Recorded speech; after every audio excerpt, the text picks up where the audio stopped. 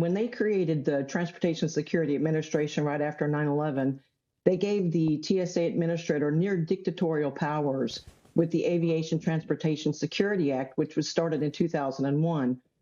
This TSA administrator, David Pekoske, was removed by Trump. And thank you so much, President Trump, for removing this guy. But unfortunately, there's still 5 layers of rot in the Transportation Security Administration that is not being dealt with at this moment.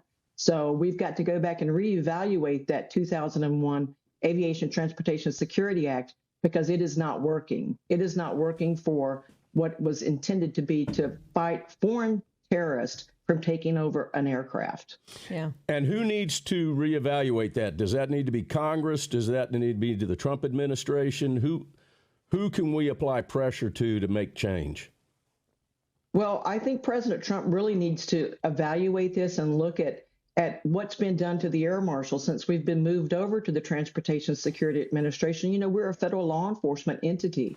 We're law enforcement that carries weapons on guns. But unfortunately, we've been placed inside the Transportation Security Administration, which is like this large administrative surveillance gathering now. They're not really looking at the security of the airports anymore, Don and Donna. What they're doing is they're grabbing intel on the American travelers now and putting that in a database so we can go back and now deploy federal air marshals to track innocent Americans who are not under investigation, that haven't been vetted by any other law enforcement entity. And TSA is trying to take that primary role now.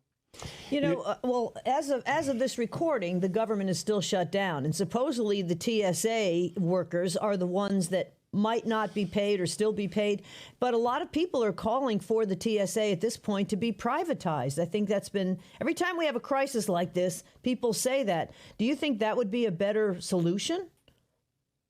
I think what we've witnessed just in the last 4 years, right, and under the Biden administration and the way that TSA ran with that ball to violate the rights of the American people, and they did it every day. They did it in and out without any question. I think this would be the time to say, never again. You're never going to allow an administrative agency to come in and weaponize against the people the way that TSA did. This would be a perfect time to do that.